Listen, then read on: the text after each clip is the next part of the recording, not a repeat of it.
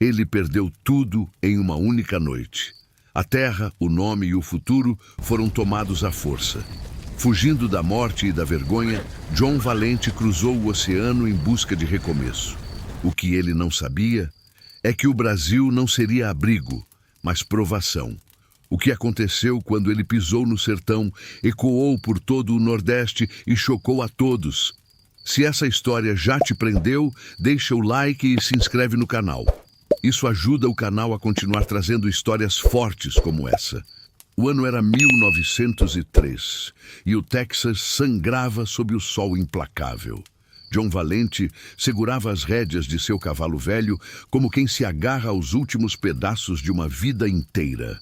O vento frio da manhã cortava seu rosto marcado por 32 anos de trabalho duro, trazendo consigo o cheiro seco da poeira que se erguia dos campos devastados.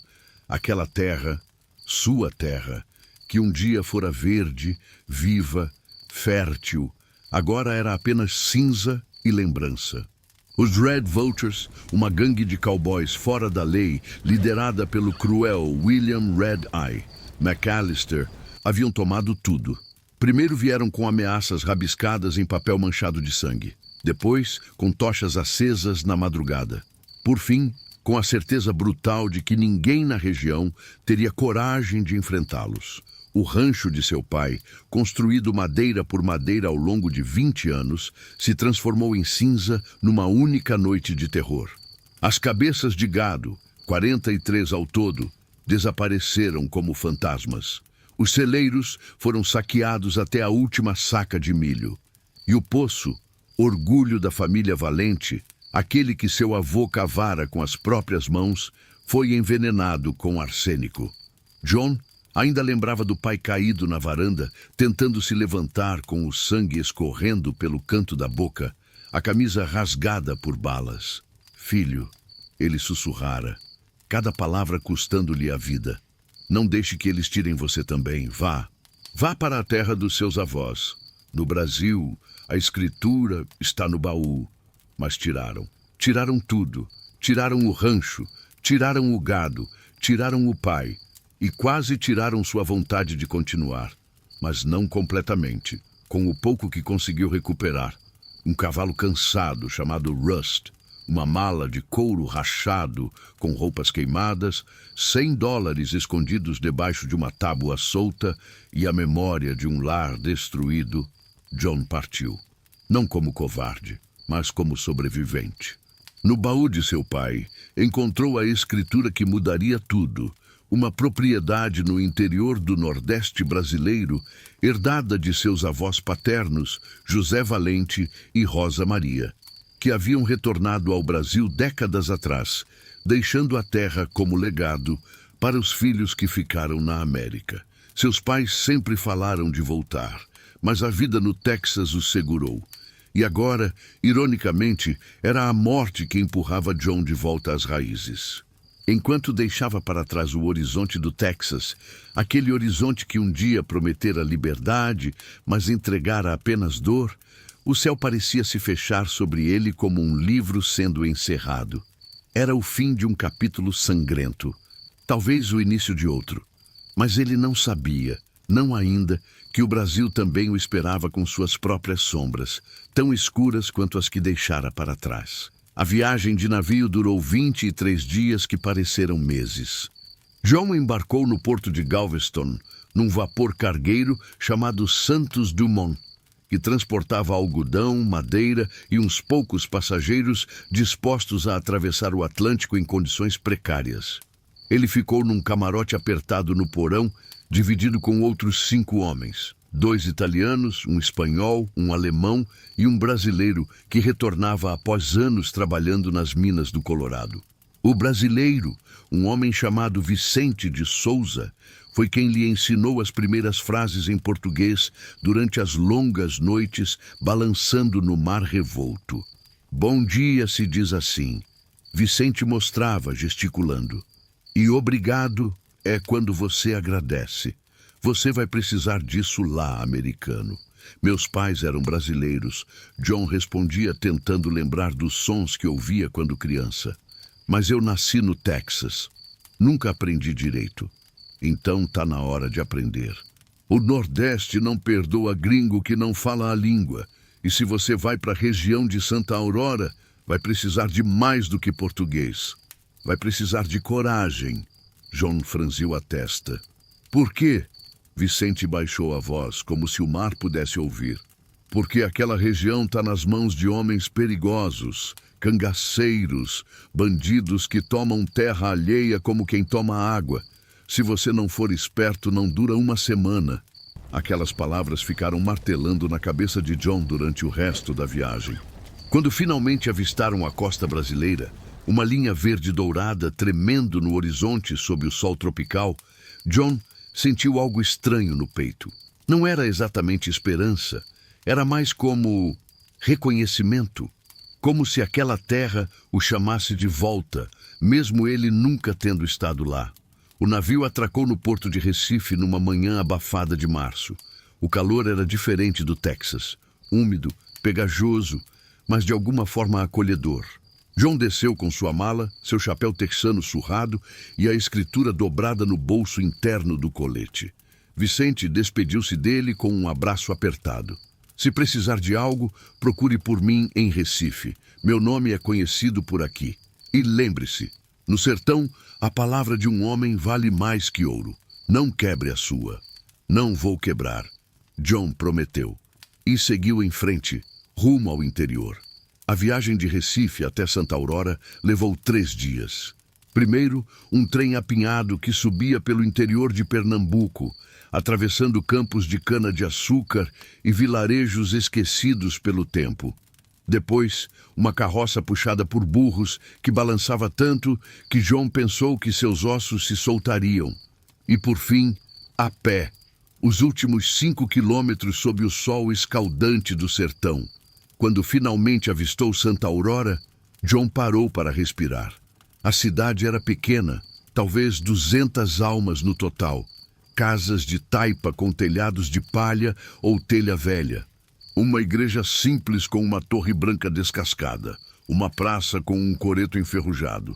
E ao longe, cercada por terra seca e vegetação rasteira, algumas fazendas espalhadas como ilhas solitárias. A primeira coisa que John notou foi o silêncio. Não o silêncio da paz, mas o silêncio do medo. As pessoas andavam rápido, olhando para os lados. Lojas fechavam cedo. Crianças brincavam perto das portas, nunca longe demais. John entrou na venda do centro. Uma construção baixa de madeira velha, com prateleiras quase vazias. O dono, um senhor magro de bigode grisalho, olhou para ele com desconfiança. Boa tarde, disse John, tentando o português que aprendera. Eu procuro a fazenda. Valente? O homem arregalou os olhos. Valente? A fazenda dos Valente? Sim, meu avô era José Valente. Ele deixou a terra para meu pai. E meu pai me deixou. O velho ficou em silêncio por um longo momento, estudando John de cima a baixo. Você é americano? Meio brasileiro. O homem suspirou. Então você não sabe. Não sei o quê? A fazenda Valente tá lá ainda. Mas ninguém mexe nela faz mais de 20 anos. Desde que seu avô e sua avó voltaram para o Brasil e morreram. A terra ficou abandonada. E terra abandonada no sertão atrai gente ruim. John apertou os punhos. Eu tenho a escritura. A terra é minha por direito. O velho riu, um riso sem alegria. Direito? Aqui direito é o que você consegue segurar na mão. E se Ferraz decidir que quer aquela terra, escritura não vai te salvar. Quem é Ferraz? O velho não respondeu. Apenas apontou para a porta. Siga pela estrada principal até o fim. Depois vire à esquerda na bifurcação. A fazenda Valente fica a uns 3 quilômetros dali. Você vai reconhecer pela porteira quebrada. John agradeceu e saiu. Enquanto caminhava, sentiu dezenas de olhos o seguindo. Era como se a cidade inteira estivesse segurando a respiração, esperando para ver o que aconteceria com o estrangeiro que acabara de chegar. John chegou à fazenda ao final da tarde. E o que viu quase quebrou o pouco de esperança que ainda carregava. A porteira, de fato, estava quebrada, caída no chão, coberta de mato. A casa principal era de taipa, com paredes rachadas e telhado parcialmente desabado. As janelas não tinham vidro, apenas buracos escuros como olhos vazios. O curral estava em ruínas, cercas derrubadas, madeira apodrecida. O poço, aquele que seu avô construíra, estava coberto por pedras e terra, quase invisível. Mas era dele, e só isso já era suficiente. John largou a mala na varanda e entrou devagar. O chão rangia. O cheiro de mofo e abandono impregnava tudo. Na sala principal havia uma mesa velha, torta, coberta de poeira. No quarto, uma cama de madeira com o colchão comido por ratos. Na cozinha, um fogão de lenha enferrujado e prateleiras vazias. Mas nas paredes ainda havia marcas, marcas de vida. Um desenho infantil rabiscado a carvão, talvez feito por seu pai quando criança. Uma cruz de madeira pendurada torta acima da porta. E preso ao batente, um buraco de bala. Velho, mas real. John passou a mão sobre ele, sentindo o arrepio percorrer sua espinha. O que aconteceu aqui? Ele não sabia, mas sentia que logo descobriria. No terceiro dia na fazenda, enquanto John limpava o curral e tentava erguer uma nova cerca, ouviu um som distante. Um grito, fraco, quase engolido pelo vento. Ele parou, tenso, mão instintivamente indo para o revólver na cintura. O som veio novamente, mais claro dessa vez. Um grito de mulher. John correu. Seguiu o som por quase 1 quilômetro, atravessando a caatinga seca, espinhos rasgando suas calças, suor escorrendo pelo rosto. E então a viu, amarrada a uma árvore morta. Uma mulher jovem, talvez 25, 26 anos, com o rosto inchado de pancadas, lábios rachados, vestido rasgado e sujo de terra e sangue. Ao lado dela, chorando desesperado, um menino pequeno de uns 5 anos, também amarrado, mas menos machucado. "Socorro!" Ela sussurrou ao ver John, a voz rouca. "Por favor." John correu até eles, puxando a faca e cortando as cordas. A mulher desabou nos braços dele, fraca demais para ficar de pé. O menino agarrou-se a ela, soluçando. "Não, quem fez isso com vocês?" John perguntou, segurando-a. "Os cangaceiros," ela respondeu, cada palavra custando esforço. "Os homens de Ferraz, eles queriam nossa terra. Meu marido morreu há 3 anos tentando protegê-la. E eu resisti. Mas eles me pegaram ontem. Disseram que iam me deixar aqui até os urubus me acharem." John apertou os dentes, a raiva fervendo dentro dele. "Você consegue andar?" Acho que sim." "Então vamos. Minha fazenda não é longe. Você e o menino precisam de água e comida." Ela olhou para ele com olhos cansados, mas gratos. Por que você está me ajudando?" John sorriu, um sorriso triste. "Porque eu também já perdi tudo. E ninguém me ajudou quando precisei." Ele a ajudou a se levantar, segurando-a com firmeza. O menino segurou sua mão livre, confiante. E juntos, os 3 caminharam de volta para a fazenda Valente. Nenhum deles sabia ainda, mas aquele encontro mudaria tudo. A mulher se chamava Luísa Maria da Silva. O menino era Miguel, seu filho de 5 anos, que nunca conhecera o pai. John as acomodou na casa, dando-lhes água fresca do poço que conseguira decente upir e o pouco de comida que tinha, pão duro, carne seca e rapadura. Luísa comeu devagar, como se cada bocado fosse precioso. Miguel devorou tudo em segundos, os olhos grandes arregalados de fome. Depois, enquanto o menino dormia exausto num canto, Luísa contou sua história. "Meu marido se chamava Antônio. Ele era um homem bom, trabalhador. A gente tinha uma pequena roça a uns quilômetros daqui. Nada grande, mas era nossa." Ela pausou, os olhos marejados. "Até que Ferraz decidiu que queria aquelas terras. Mandou homens, ofereceu dinheiro. Antônio recusou. E então eles voltaram à noite. Mataram ele na minha frente." Eu estava grávida de 8 meses. John fechou os olhos, a raiva crescendo. E o que aconteceu depois? Fugi. Me escondi na casa de Dona Amélia, uma vizinha. Ela me acolheu. Miguel nasceu lá. E durante 3 anos eu vivi escondida, com medo. Mas a terra continuava no meu nome. E Ferraz não esquece. Ele nunca esquece. E ontem, Luísa limpou as lágrimas. Ontem ele mandou os homens de novo. Disseram que era minha última chance de entregar a escritura. Eu disse que tinha perdido. Eles não acreditaram. Me amarraram. Amarraram Miguel e nos deixaram lá para morrer. Ela olhou para John, os olhos cheios de gratidão e desespero. Você me salvou, mas eles vão voltar. Eles sempre voltam. John segurou a mão dela com firmeza. Então que venham, porque dessa vez eles vão encontrar resistência.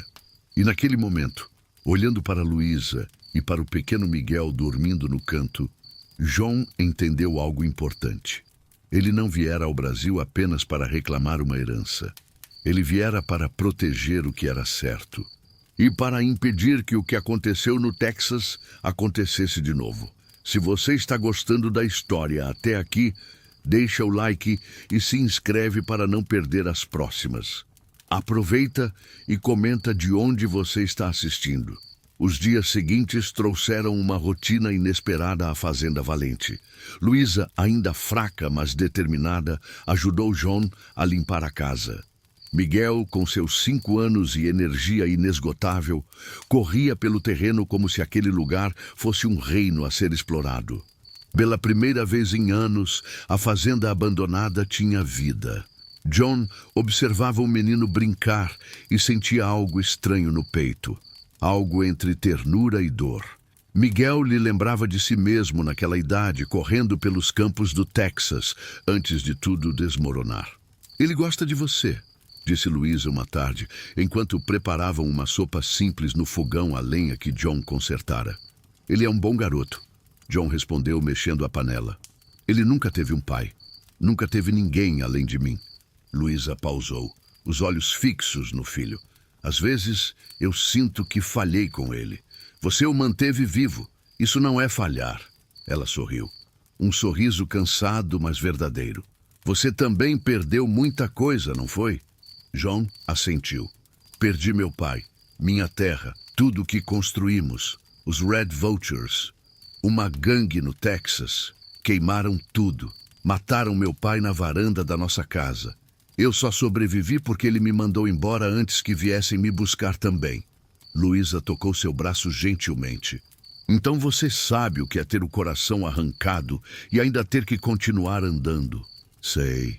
Eles ficaram em silêncio por um momento, compartilhando a dor sem precisar de palavras. Foi Miguel quem quebrou o momento, correndo para dentro com um pedaço de madeira que encontrara.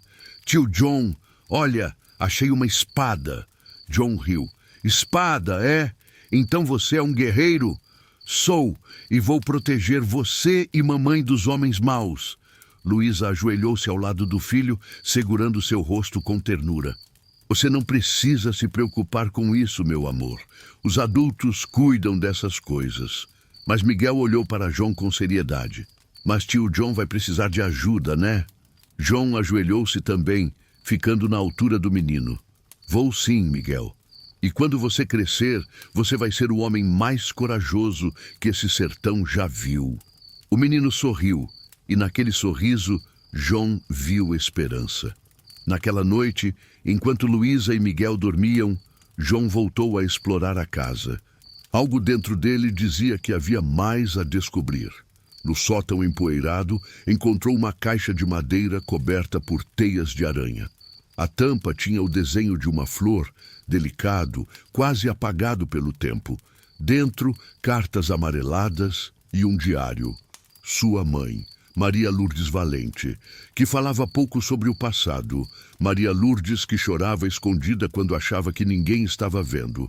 Maria Lourdes que fugiu do Brasil com o pai para começar do zero nos Septum Eua. As primeiras páginas falavam de saudade, de dor, de uma vida difícil demais. Mas à medida que John folheava, encontrou algo que mudou tudo. 15 de abril de 1878. Hoje papai decidiu. Vamos para a América. Não por escolha, mas porque não há mais escolha.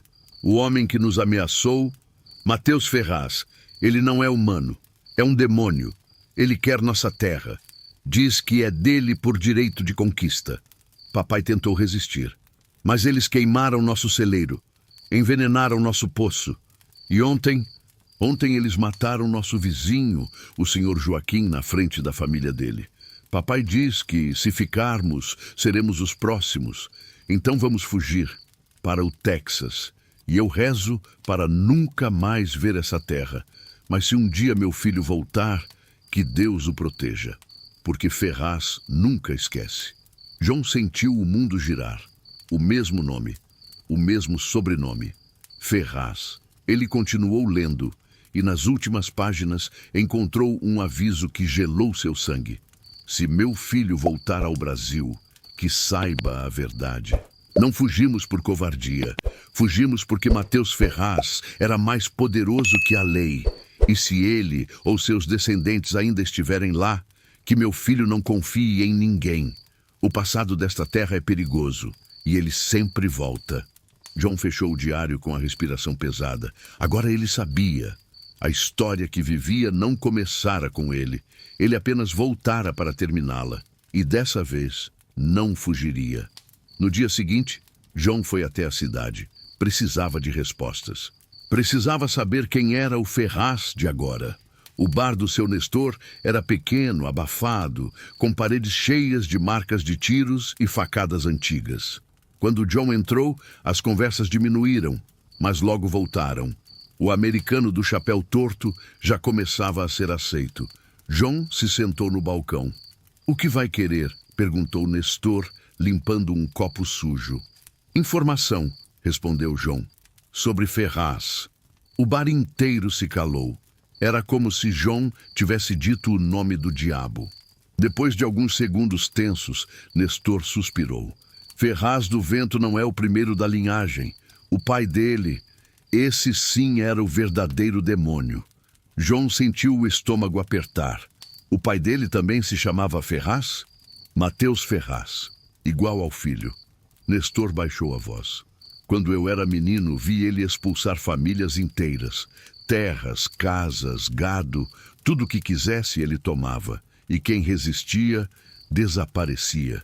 Ele está vivo? Morreu faz uns 10 anos. Mas o filho, Júlio Ferraz.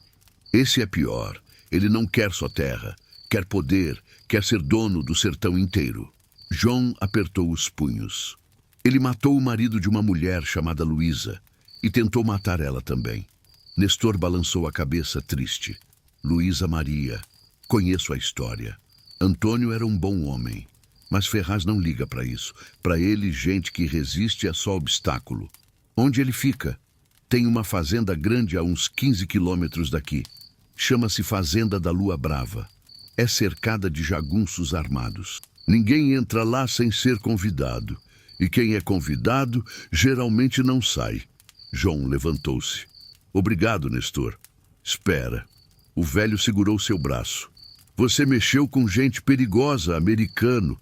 Se esse bando tomou interesse na sua fazenda, não vão parar até conseguir. E se você está protegendo Luísa, você virou inimigo número 1. John encarou o velho com determinação. "Então que venham. Eu já perdi tudo uma vez. Não vou perder de novo." Os dias seguintes foram de tensão crescente. John começou a notar sinais claros de vigilância. Pegadas recentes perto do curral. Cavalos passando na estrada tarde da noite. Pedras empilhadas sobre a cerca. Um código de cangaceiros marcando o território. Na madrugada do 4º dia, após o resgate de Luísa, John acordou com o som de madeira sendo quebrada. Pulou da cama, pegou o revólver e correu para fora. Sua cerca estava destruída. O poço, que ele havia desobstruído com tanto esforço, estava cheio de terra de novo. E no portão, cravado com uma faca, um bilhete. 3 dias, gringo. Entregue a terra e a mulher, ou entregamos você para os urubus. Ferraz, John amassou o papel com raiva. Luísa apareceu na porta, pálida. Eles sabem que estou aqui. Eu não vou entregar você, John disse firme. Mas eles vão matar você, e Miguel vai ficar órfão de novo. John se aproximou dela, segurando seus ombros com firmeza. Luísa, escuta, eu já passei por isso. Já vi homens maus tomarem tudo de mim. E eu fugi. E me arrependo até hoje. Mas dessa vez eu não vou fugir. Vou lutar. E você e Miguel vão ficar seguros. Eu prometo. Ela olhou nos olhos dele. E pela primeira vez desde que Antônio morrera, sentiu algo que pensava ter perdido para sempre. Esperança. No dia seguinte, enquanto John reforçava a cerca e preparava armadilhas ao redor da propriedade, ouviu passos atrás de si. Virou-se rápido, revólver em punho. Mas relaxou quando viu quem era, um homem magro de fala mansa, chapéu de couro desgastado e cicatrizes no rosto. Calma, americano, não vim brigar. Quem é você? Me chamo Zeca Moura. Trabalhei para o velho Ferraz e para o filho também. Mas saí. Ele olhou ao redor, nervoso. E sair do bando custa caro. Eles não perdoam deserção. Por que está aqui, então? Zeca respirou fundo. Porque eu vi o que fizeram com Luísa. E porque eu devo isso ao passado. Devo isso à sua família. João franziu a testa. Minha família? Eu era menino, mas lembro bem. Seu avô, José Valente, e sua avó, Rosa, eles eram boas pessoas. Davam comida para quem tinha fome. Ajudavam quem precisava. E quando o velho Mateus Ferraz veio tomar a terra deles, eu vi seu avô resistir. Vi ele apanhar. Vi ele ser humilhado. John sentiu um nó na garganta. E você não fez nada? Eu era criança. Não podia fazer nada. Zeca baixou a cabeça envergonhado. Mas agora posso. E vou. John estudou o homem por um longo momento. Então estendeu a mão. Então vamos acabar com isso juntos. Zeca apertou firme. Vamos. Com a ajuda de Zeca, John começou a transformar a fazenda numa fortaleza improvisada. Cavaram trincheiras ao redor da casa. Reforçaram portas e janelas com tábuas. Posicionaram armadilhas, cordas escondidas, buracos cobertos, pedras para serem derrubadas. Luísa, mesmo ainda se recuperando, ajudou preparando suprimentos. Água, comida, munição. Miguel, sem entender completamente o perigo, via tudo como uma grande aventura. Tio John vai ganhar, né, mamãe? Luísa abraçou o filho, escondendo as lágrimas. Vai, meu amor, vai. Mas por dentro, ela tinha medo, muito medo. Naquela noite, sentados na varanda, John e Luísa conversaram enquanto Zeca dormia e Miguel descansava. Você não precisa fazer isso, ela disse baixinho. Você mal me conhece. Pode ir embora. Voltar para o Texas. Viver sua vida. John olhou para o horizonte, onde a lua iluminava a caatinga seca. Eu não tenho mais nada no Texas. E aqui eu tenho algo pelo que vale a pena lutar. O quê? Ele olhou para ela. Justiça, família, futuro. Luísa sentiu o coração apertar. Obrigada, ela sussurrou. Pelo quê? Por nos dar esperança de novo. John sorriu. Obrigado você, por me lembrar porque vale a pena lutar. E naquele momento, sob as estrelas do sertão, algo começou a nascer entre eles. Algo frágil ainda, mas real. Os cangaceiros não esperaram os 3 dias. Na noite seguinte, eles vieram, e vieram em número. John, Zeca e Luísa ouviram o barulho dos cavalos antes mesmo de verem a poeira levantada no horizonte iluminado pela lua cheia. Eram 15 homens, todos armados, todos com lenços vermelhos. Júlio Ferraz liderava montado num cavalo preto imponente. Eles pararam a 100 metros da fazenda. Ferraz gritou: Última chance, gringo! Entregue a terra, entregue a mulher e você vive!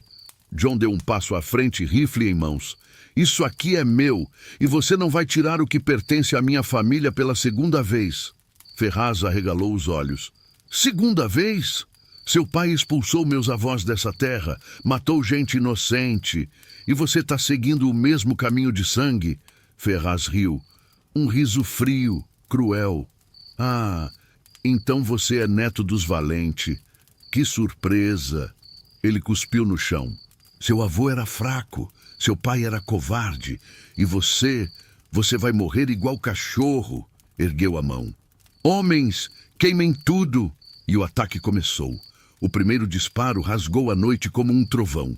Jon se jogou atrás da trincheira que haviam cavado, Zeca ao seu lado, ambos disparando contra os cangaceiros que avançavam em formação dispersa. Luísa, dentro da casa com Miguel nos braços, rezava em voz baixa enquanto segurava uma espingarda velha que Zeca conseguira para ela.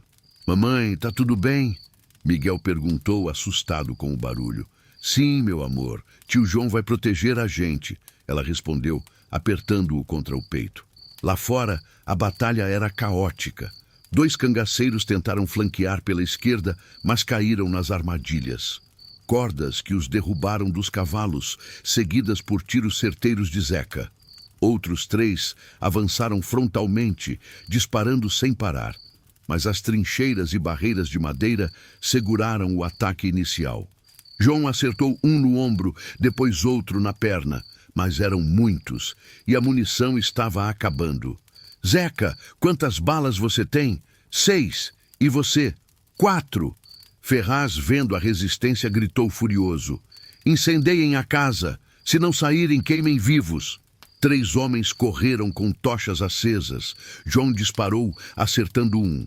Zeca acertou outro, mas o terceiro chegou perto demais, jogando a tocha no teto de palha da casa. O fogo começou a se espalhar. Não! Jon gritou, correndo em direção à casa. Luísa saiu pela porta com Miguel nos braços, tossindo por causa da fumaça. Jon as cobriu, disparando os últimos tiros, enquanto Zeca ajudava Luísa a se esconder atrás do poço. O fogo iluminava tudo agora, transformando a noite em dia laranja. Ferraz avançou, descendo do cavalo com uma pistola em cada mão, sorrindo como um predador diante da presa encurralada. Acabou, gringo. Você lutou bem, mas isso aqui sempre foi meu. Jon estava sem munição. Zeca também. A casa queimava as suas costas. Miguel chorava nos braços de Luísa. E Ferraz ergueu as armas mirando diretamente em Jon. Despede-se do mundo, valente. E então um tiro ecoou. Mas não veio de Ferraz, veio de trás dele.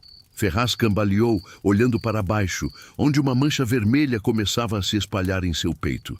Ele girou, confuso, e viu Dona Amélia, a velha vizinha, em pé no topo da colina, com uma espingarda fumegante nas mãos. E atrás dela, dezenas de pessoas, moradores de Santa Aurora.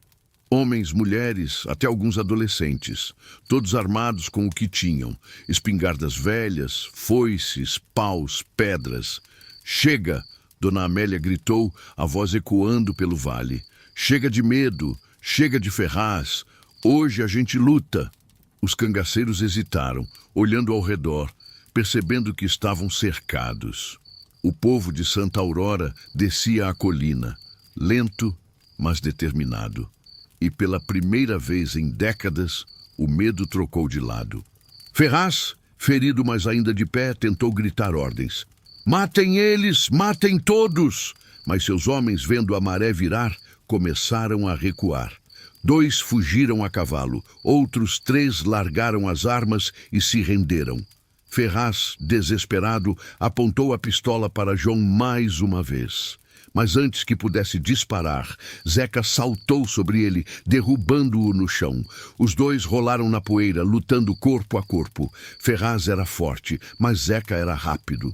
Com um movimento preciso, Zeca desarmou Ferraz e o imobilizou com o joelho nas costas. Acabou, Júlio! Zeca gritou. Acabou o reino de terror da sua família! Ferraz cuspiu sangue e poeira, mas já não tinha forças para resistir. Seu Nestor e outros homens da cidade chegaram, amarrando os cangaceiros capturados com cordas. Dona Amélia se aproximou de Jon, que estava arfando, exausto.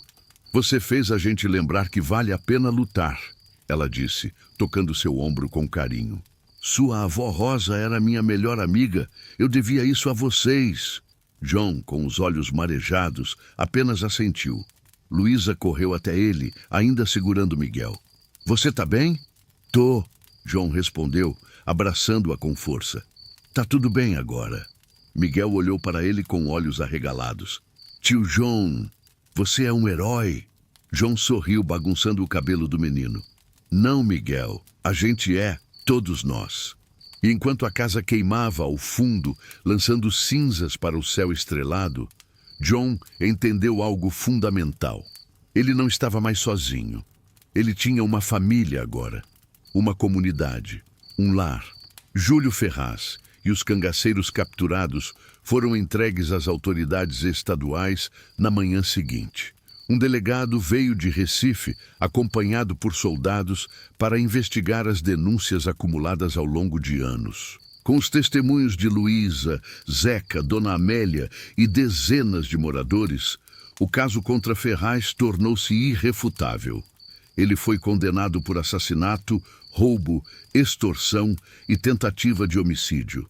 A fazenda da Lua Brava foi confiscada pelo governo e as terras roubadas ao longo dos anos foram devolvidas às famílias legítimas, incluindo a terra de Luísa, onde seu marido Antônio fora assassinado. Zeca, que testemunhou contra Ferraz e revelou detalhes da operação criminosa, recebeu anistia e foi reconhecido como herói pela comunidade. E pela primeira vez em décadas, Santa Aurora respirou aliviada. O eco do nome Ferraz, que por tanto tempo trouxe medo, agora era apenas lembrança do passado. Os meses seguintes foram de trabalho árduo, mas também de esperança.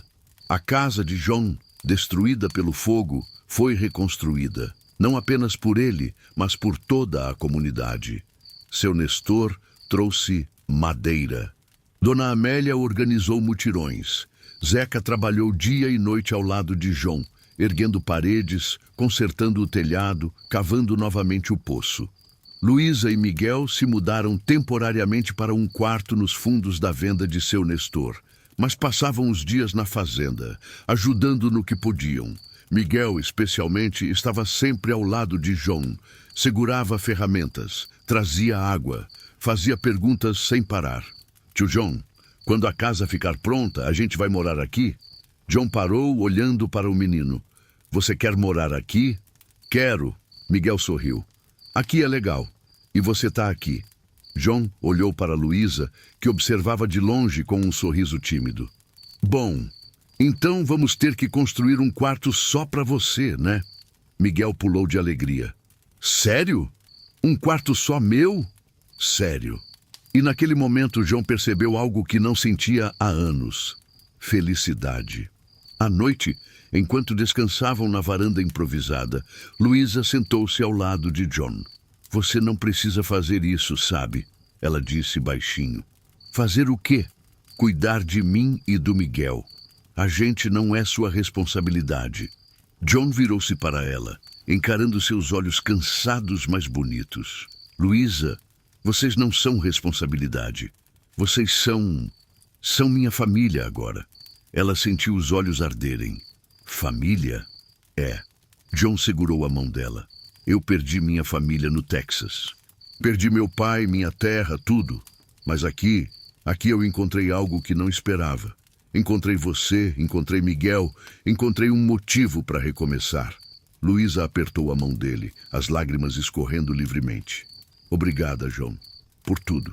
Obrigado você, por me dar uma razão para lutar. Eles ficaram ali, em silêncio, ouvindo o som dos grilos e o vento suave da noite. E pela primeira vez em muito tempo, ambos sentiram paz. 6 meses depois, a Fazenda Valente estava irreconhecível. A casa, agora sólida e bonita, tinha 3 quartos, uma cozinha ampla e uma varanda espaçosa onde John gostava de sentar ao entardecer. O poço nunca mais secou. O curral estava cheio de gado, doado por vizinhos gratos. A plantação começava a brotar, milho, feijão, mandioca, e Miguel corria pelos campos como se sempre tivesse vivido ali.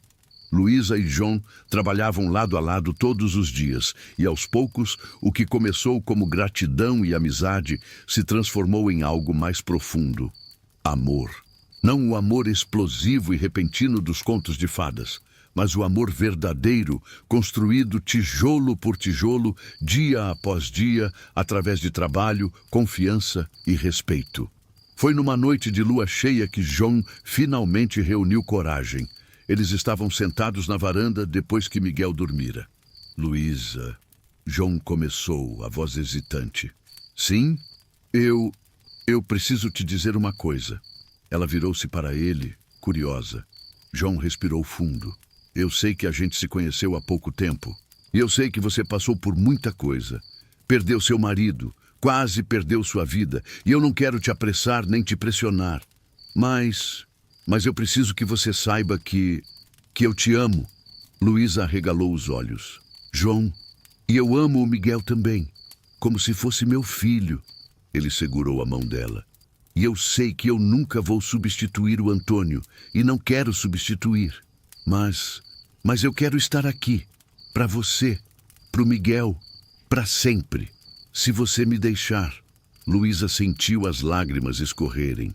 Você está me pedindo em casamento? John sorriu nervoso. Tô. De um jeito meio torto, mas tô. Ela riu, chorando ao mesmo tempo. João Valente, você salvou minha vida. Me deu esperança quando eu achei que tinha perdido tudo. E me fez acreditar que o amor pode sim voltar. Ela apertou a mão dele. Sim, eu aceito. 1000 vezes sim. John puxou-a para um abraço apertado e ali, sob a lua cheia do sertão, selaram um compromisso que ia além de palavras. Era um compromisso de coração, de alma, de futuro.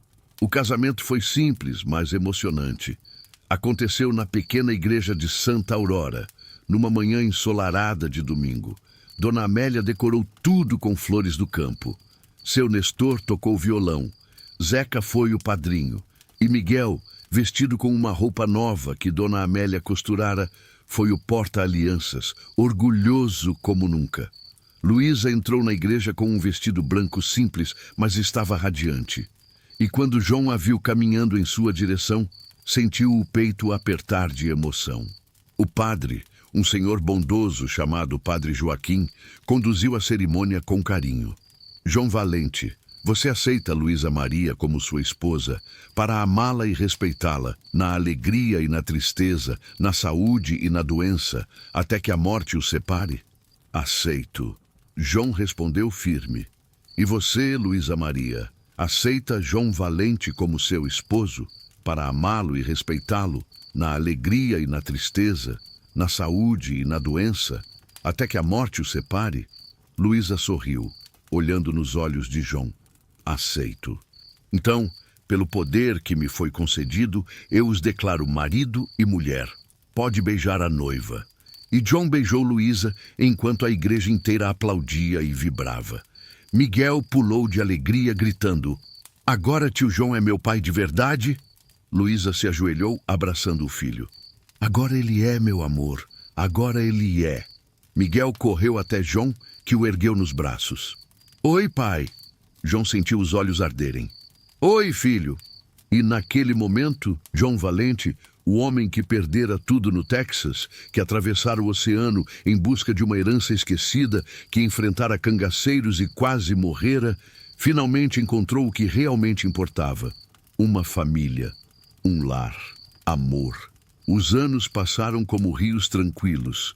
A fazenda Valente prosperou. João e Luísa trabalhavam juntos, criando gado, plantando, vendendo na feira de Santa Aurora. Miguel cresceu forte e saudável, aprendendo tudo com João: a montar, a plantar, a consertar cercas, a ser um homem de palavra. Aos 10 anos, Miguel já ajudava no campo como um adulto. Aos 15, era o orgulho do pai.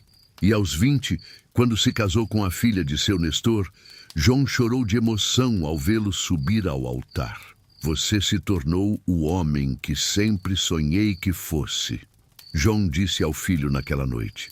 Miguel abraçou-o com força. Aprendi com o melhor pai.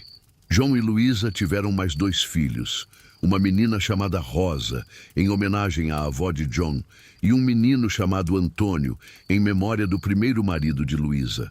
A casa, antes vazia e silenciosa, agora era cheia de risadas, correrias, brigas de irmãos, jantares em família. Zeca construiu uma casinha nos fundos da fazenda e viveu ali até seus últimos dias, ajudando John e sendo padrinho de todas as crianças. Dona Amélia, mesmo já idosa, visitava sempre, trazendo doces e histórias do passado. E seu Nestor tocava violão nas festas juninas que aconteciam todos os anos na fazenda. Santa Aurora nunca mais foi a mesma. O medo desapareceu.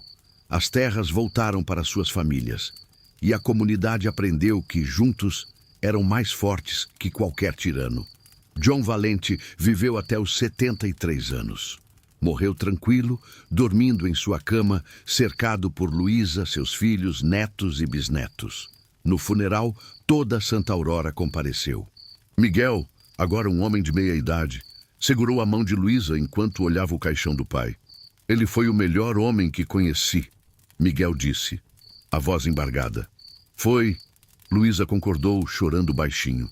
E ele te amou como se você tivesse nascido dele. Eu sei. E eu sempre vou honrar isso. Após o enterro, Miguel voltou à fazenda e encontrou, entre os pertences do pai, o velho diário de Maria Lourdes. Na última página, John havia escrito algo. Meu nome é John Valente. Vim ao Brasil fugindo da dor, mas encontrei amor, família e propósito. Se um dia meus filhos, netos ou bisnetos lerem isto, saibam, não importa quantas vezes você cai, importa quantas vezes você se levanta e que você lute pelo que é certo, porque o eco das nossas escolhas nunca se apaga. Ele atravessa gerações e se torna legado. Que o legado da família Valente seja sempre coragem, honra, amor. Miguel fechou o diário, sorrindo entre lágrimas. E olhando para o horizonte do sertão, onde o sol se punha dourado sobre a caatinga, ele sussurrou, obrigado, pai, por tudo. E o vento suave pareceu responder, de nada, filho, agora é com vocês. Se a jornada de John Valente te tocou, conta nos comentários. Até onde você iria para proteger o que é certo? Curta e compartilhe essa história com quem acredita em recomeços. E continue no canal para mais histórias de coragem, justiça e legado. Até a próxima.